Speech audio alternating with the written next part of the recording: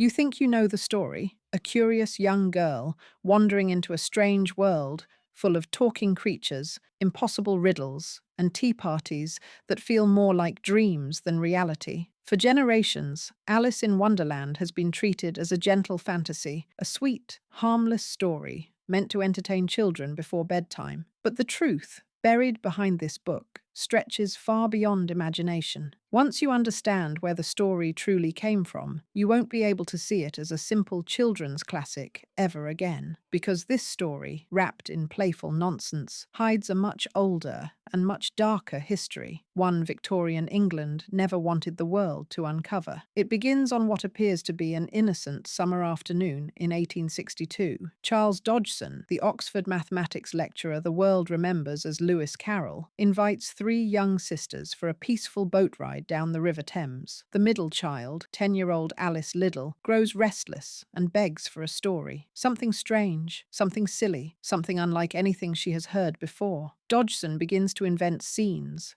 characters, and riddles right there on the water. What he created that day would become one of the most studied, debated, and dissected texts in all of literature. But the more you follow this story's origin, the more it begins to split apart, just like Wonderland itself. When Dodgson died in 1898, his family entered his private study to sort through his papers. Stacks of notebooks, carefully labeled diaries, and handwritten letters filled the room. These were the records of a lifetime, and then they discovered a set of pages that would change everything. The entries written at the exact time he was closest to Alice Liddell, the very period in which the Wonderland story was born. Those pages never made it out of that study. Imagine the scene. His relatives standing around his desk, the air still tinged with the scent of pipe smoke and old leather. One of the sisters opens the diary to June 27th, 1863, a date scholars consider critical, a turning point in Dodgson's relationship with the Liddell family. They read in silence. Something on those pages freezes the room. A moment later, someone reaches for scissors. The metallic snap echoes like a warning. One by one, the pages are sliced clean from the binding. Some accounts say they were fed directly into the fireplace. Flames catch the paper, and for a brief second, the name Alice appears in Dodgson's neat handwriting before the fire swallows it forever. None of the family members ever spoke about what they found. Not a word. They carried that silence to their graves, and that silence is louder than anything the missing pages might have contained. Because when your own family destroys your work, instead of preserving it, the question becomes unavoidable. What did they read that was so dangerous they believed it should vanish from history entirely? To understand why those pages mattered so much, you need to understand Charles Dodgson himself. He was charming, intelligent, and unusually drawn to the company of young girls. Many of his friendships were with children, especially preteen girls he photographed, wrote letters to, and created elaborate stories for. Even in strict Victorian society, where every emotion was hidden behind etiquette, these relationships raised suspicion. With those missing pages, the truth about his personal intentions becomes impossible to confirm. But the act of erasing them reveals a shadow that will forever follow his legacy. The Wonderland story wasn't always meant for the world. Dodgson originally wrote it as a private Christmas gift for the real Alice Liddell, a personal manuscript filled with inside jokes, affectionate references, and quiet details meant only for her eyes. But something changed when he decided to publish it. He didn't simply expand the story. He added entirely new, unsettling chapters that were never part of the original gift. The screaming duchess, the unsettling baby that becomes a pig, the chaotic tea party with the Mad Hatter. None of these existed in the version meant for Alice Liddell. These were new additions, deliberately inserted for the public. But why? What was Dodgson trying to reveal or hide? Many people today think the strange potions Alice drinks and the mushrooms that make her size shift were symbols of psychedelic drugs. But that theory comes from the 1960s, not the 1860s. The Victorian truth behind these scenes is far more disturbing and far more real. Because in Dodgson's world, opium wasn't a forbidden substance, it was a household item. Victorian families kept bottles of laudanum, liquid opium, right next to the sugar, the tea, and the Bible. 5 out of 6 homes used it regularly. Parents took it for headaches, workers used it to dull pain, and, most shocking of all, mothers fed it to their babies to keep them quiet. Historical records are full of horrifying cases. In 1854, a London mother named Sarah Whitfield admitted during an inquest that she gave her 6-month-old son a spoonful of Godfrey's cordial every night. The syrup was advertised with calming illustrations of peaceful babies, but it contained opium strong enough to kill a grown adult. She worked long shifts in a mill. She needed her baby silent, so she gave him the cordial night after night until one morning he didn't wake up. Dozens of similar deaths occurred every month. Imagine the bottle sitting on her mantelpiece, right beside the family Bible, its sweet smell hiding the poison inside. Suddenly, Alice's sudden changes in size, shrinking, stretching, losing control, don't look whimsical at all. They look exactly like the effects Victorian families witnessed in drugged infants. But Dodgson went further, much further. One of the darkest scenes he added only for publication was the Duchess and her baby. The infant's eyes grow smaller, its face twists unnaturally, its body shifts in a way no human should. Then, right before Alice's eyes, it turns into a pig. This wasn't nonsense. Victorian doctors described opium-sick children in heartbreaking detail. Their bodies wasted away, their skin shriveled, their features collapsed. They stopped crying. They barely moved. Medical papers from that era described these children as shrinking into little old men. Dodgson didn't invent the transforming baby. He mirrored what Victorian society tried to ignore. A nation literally poisoning its own children with a household drug everyone pretended was harmless. And that wasn't the only hidden horror he encoded into Wonderland. Workers were suffering too, slowly losing their minds to a poison that filled the air around them every single day. Rabbit fur hat makers in England were exposed constantly to mercury nitrate. It seeped into their bodies, their bones, their brains. Many workers developed tremors so severe they couldn't feed themselves. Their thoughts fractured. They hallucinated rabbits, shapes, shadows. Their speech stumbled. Their hands shook violently. People joked about them, calling them mad as a hatter. It wasn't a joke. It was mercury poisoning, an industrial plague that employers ignored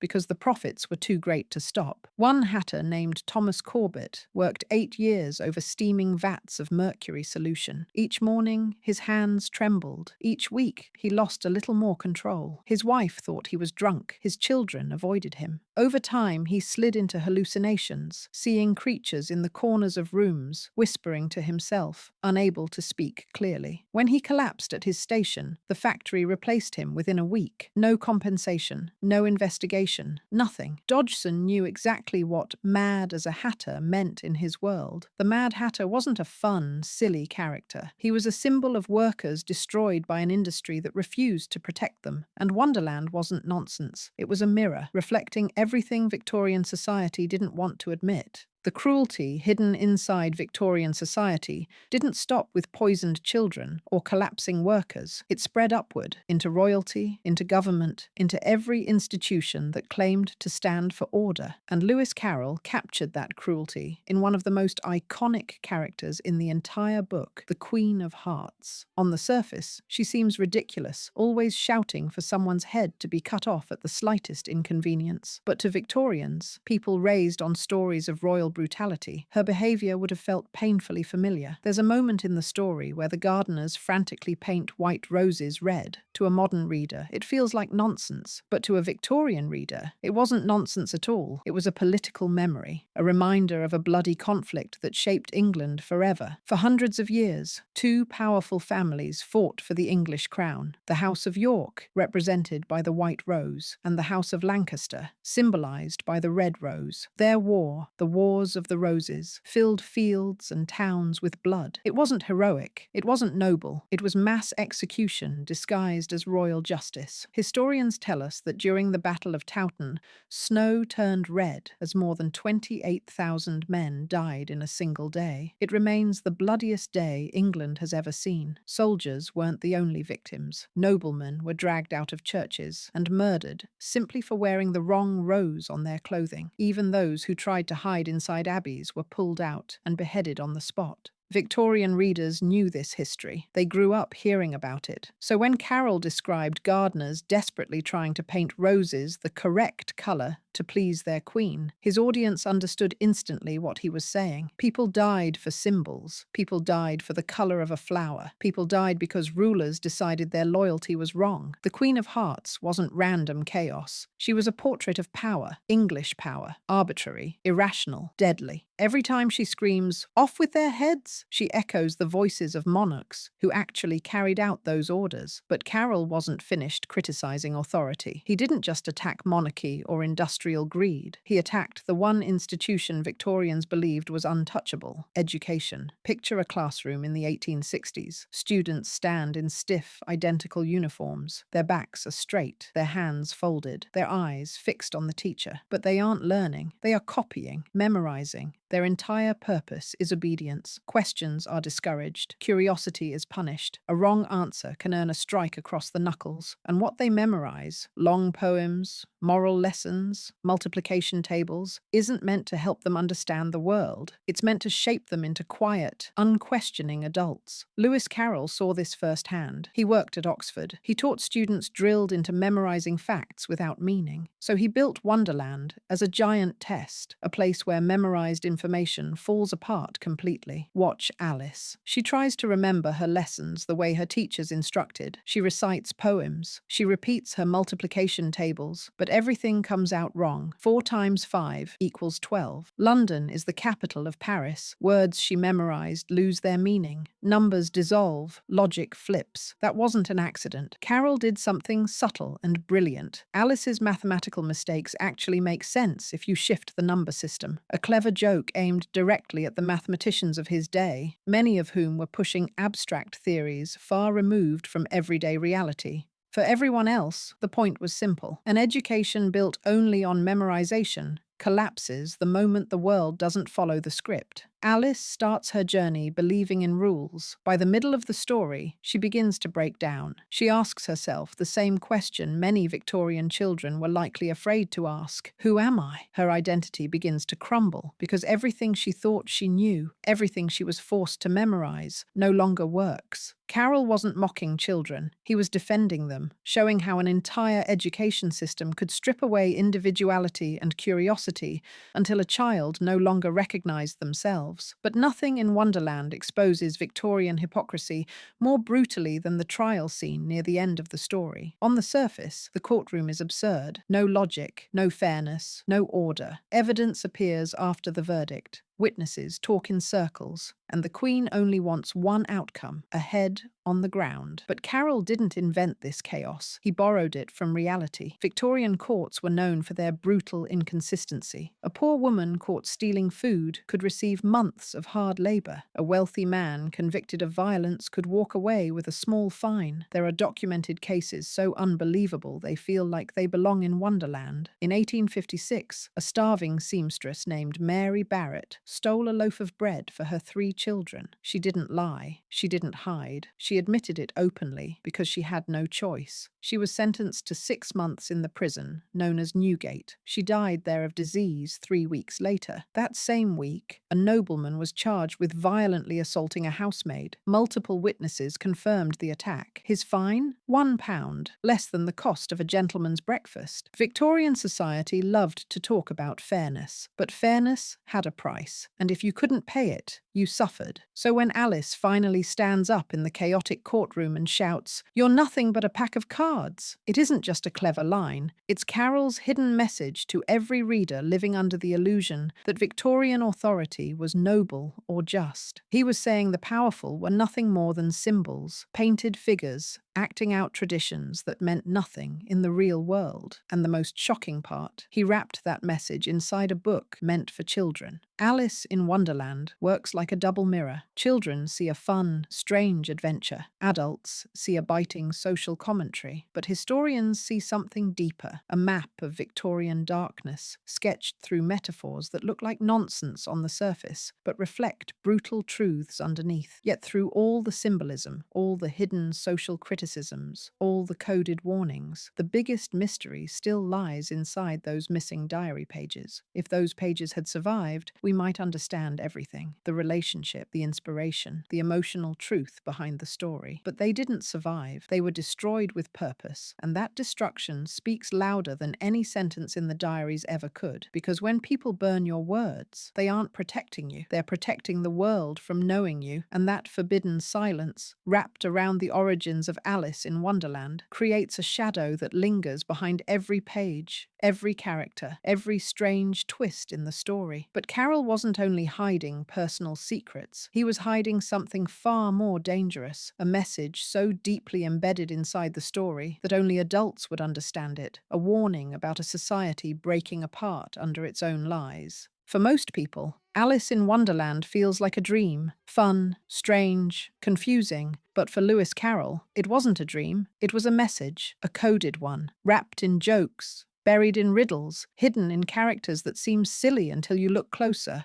And once you understand what Carroll was really saying, Wonderland stops feeling random. It begins to feel dangerous. Let's go back to the beginning. Alice's journey does not start with magic. It starts with boredom. A girl sitting beside her sister, tired of rules, tired of lessons, tired of being told how to behave. That single moment captures something huge: the pressure on Victorian children to act like miniature adults, to be calm, to sit still, to obey without question. Children weren't allowed to be children. So Alice's decision to chase the rabbit isn't just curiosity, it's rebellion. It's the first time she chooses something for herself, and that choice sends her tumbling into a world built entirely from Victorian fear. Every chapter brings a new test, a new absurdity, a new rule that makes no sense. Wonderland is not a fantasy world. It's a twisted mirror of Alice's real world. Victorian society pretended to be perfect, clean, proper, moral. But underneath that polished surface was chaos, cruel factories, child labor,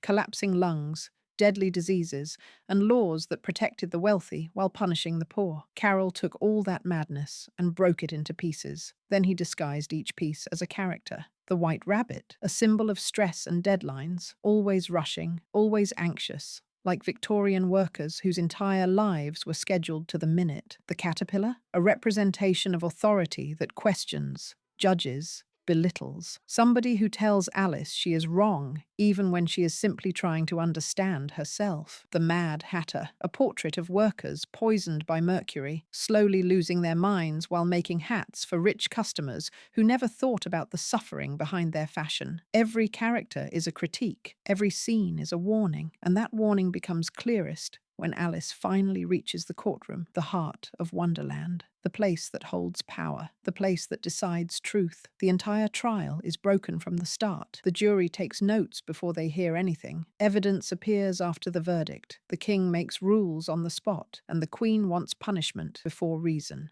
It isn't nonsense, it's a message. Carroll is telling us, in a world built on lies, justice will always be pretend, and Alice is the only one who realizes it. Something changes in her near the end of the story. Throughout her journey, she tried so hard to follow the rules. She tried to be polite, to behave, to talk correctly, because that's what Victorian society demanded of children. But in the courtroom, she stops pretending. She stops shrinking herself. She stops doubting herself. She stops believing the nonsense. And when she says the famous line, calling them nothing but a pack of cards, she isn't insulting them. She is waking up, because once you recognize that authority is fake, it loses all its power. And that is the real danger of Wonderland, the madness they never wanted you to see. Carroll wasn't just criticizing factories, or courts, or schools, or royalty. He was challenging the entire belief system of his time. He was showing that society survives by forcing people to accept rules that make no sense. Think about it. A queen who punishes first and listens later, a teacher who forces children to memorize meaningless things, a worker who loses his sanity just to make expensive hats, a law system built on fear, not fairness. And when children grow up inside that system, they stop noticing the madness. They accept it as normal, until someone like Alice comes along and says, "This makes no sense." That moment, when a child questions the world, is the most dangerous act of all.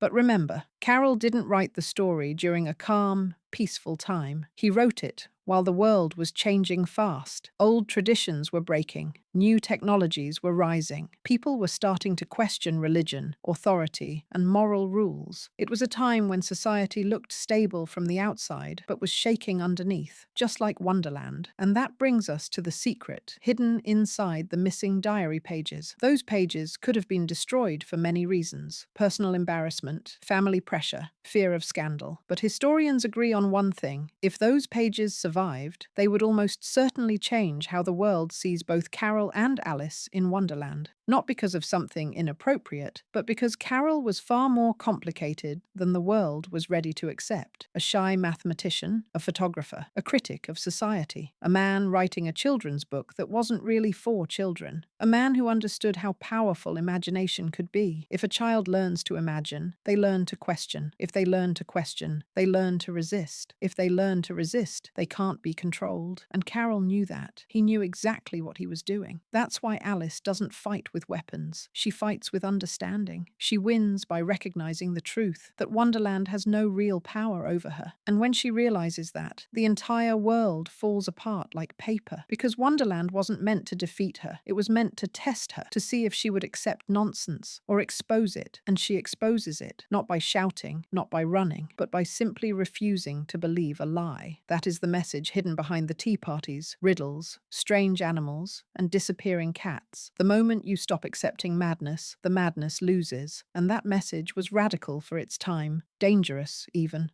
Victorian society depended on silence, obedience, and fear. It punished anyone who spoke against it, especially someone who wrote books for children. So Carroll hid his critique in plain sight. He wrapped it in whimsy, in humor, in dreams, and people loved it. They still love it today. But children often understand it better than adults. The story isn't telling you to trust Wonderland, it's telling you to trust yourself. And that brings us to the biggest truth of all. Wonderland isn't a place, it's a symbol. A reminder that the world around us, our rules, our systems, our leaders, can be just as strange and senseless as the Queen of Hearts screaming for heads. Carroll wasn't asking children to escape reality. He was teaching them how to survive it. Alice wakes up at the end, but she wakes up stronger, clearer, wiser. For the first time, she sees the world as it really is, and she still chooses to be hopeful, because Wonderland showed her everything the adults tried to hide: that rules can be wrong, authority can be fake, and power can be an illusion. And once you understand that, you can never be controlled the same way again. That is the madness they never wanted you to see.